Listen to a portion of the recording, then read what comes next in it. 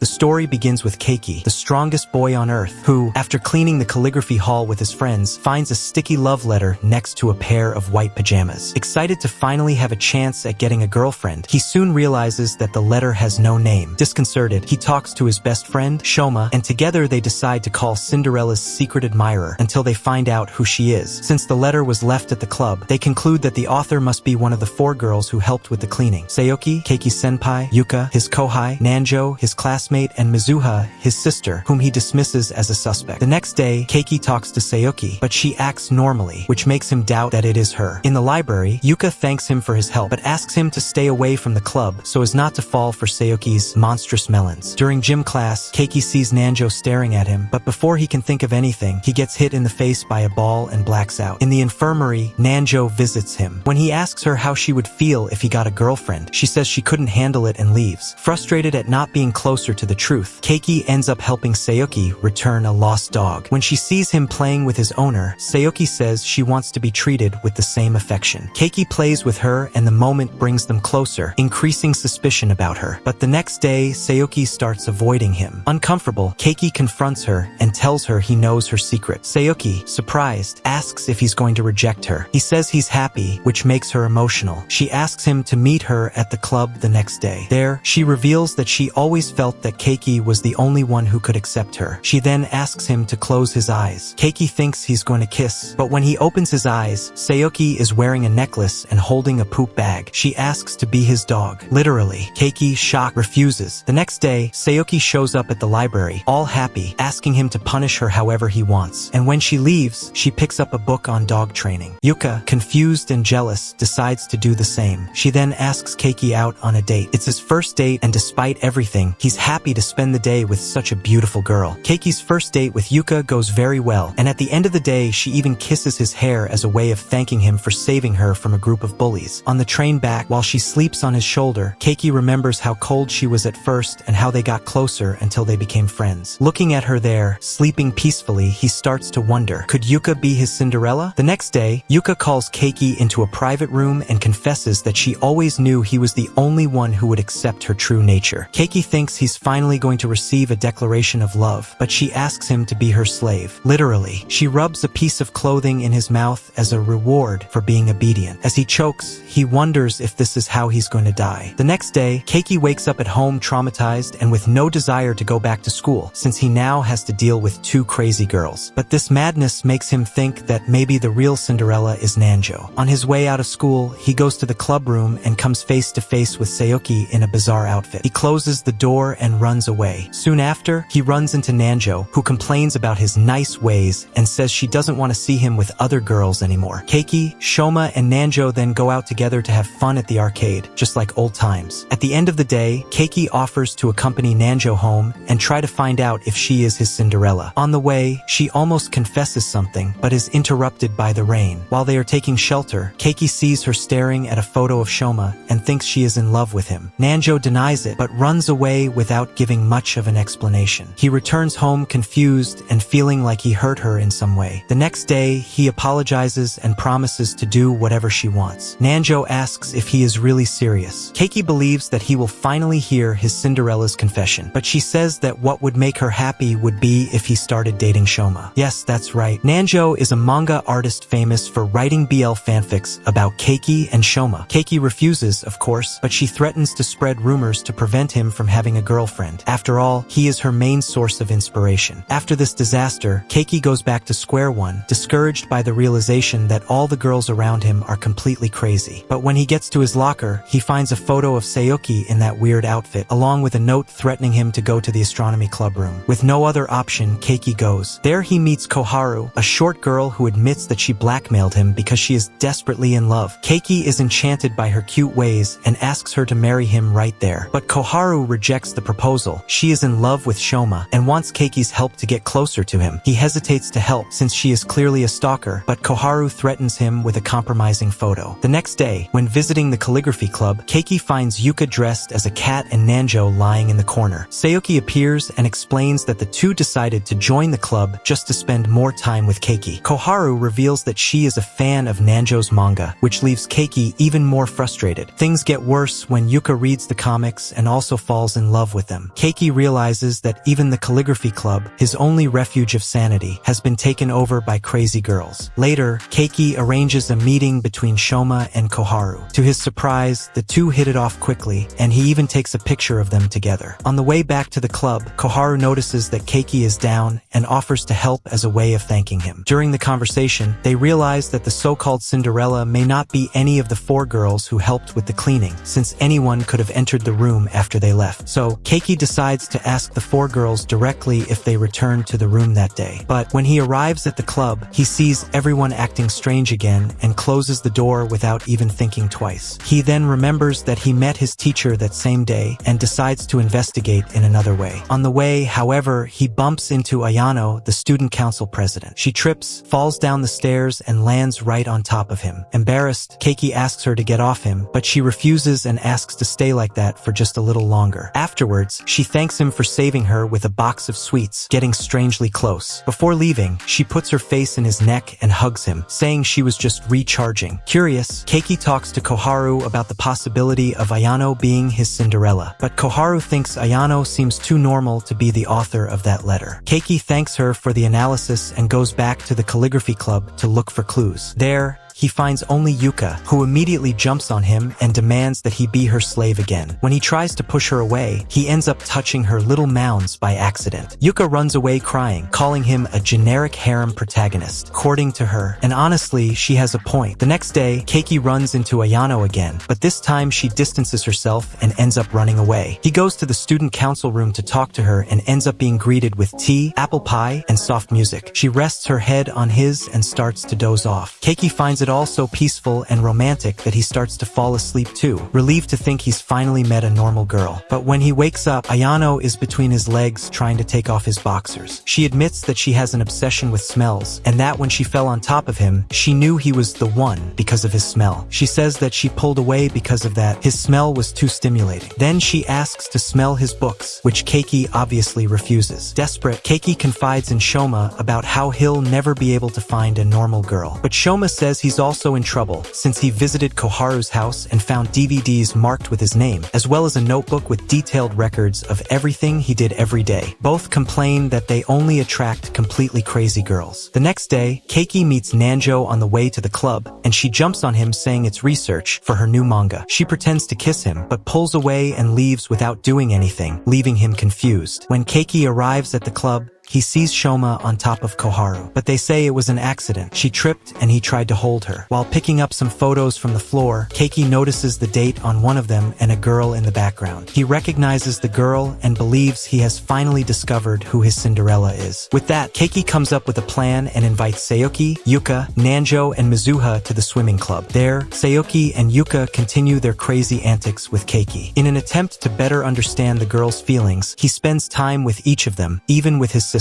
The group ends up meeting Koharu, who works there, and she tells them about a confession contest that will be held there. Sayoki decides that they should all participate, and whoever wins can give Keiki an order that he will have to obey. Despite his own wishes, they all enter the competition and begin confessing their love for Keiki. Miraculously, he manages to escape each declaration with an impressive skill of mental juggling. But when Mizuha goes up on stage and declares how much she loves her brother, Keiki doesn't know what to think. The audience, probably anime fans, chooses Mizuha as the winner of the competition. Later, Keiki talks to her privately, congratulates her on her victory, and apologizes for what he is about to do. He lifts his pants and reveals the white Cinderella t-shirt. Through the photo, he realized that Mizuha was the mysterious girl, as she appeared in the background, returning to school after supposedly having left. Mizuha confirms that it is true, and reveals that she liked the mystery, as being sought out by him made her feel loved. Keiki says that they cannot be together because they are siblings, but she reveals that they are not blood siblings. Even so, Keiki refuses, so she kisses him. The next day, he wakes up thinking that it was all a dream, until he sees Mizuha by his side, hugging him. She insists that her love is not wrong, but Keiki is confused and runs away to think. He calls his father, who confirms that Mizuha was adopted and is not his biological sister. That night, Keiki returns home and asks why she loves him. Her answer reminds him of the moment they met, and he promised that he would be her brother forever. At that moment, Keiki Keiki decides that they will continue as just siblings. Life goes back to normal, but he still can't find a normal girlfriend, which makes this anime pretty relatable depending on your love history. If you liked this summary, comment on part 2 to see the sequel. Leave a like and subscribe to the channel. Until next time.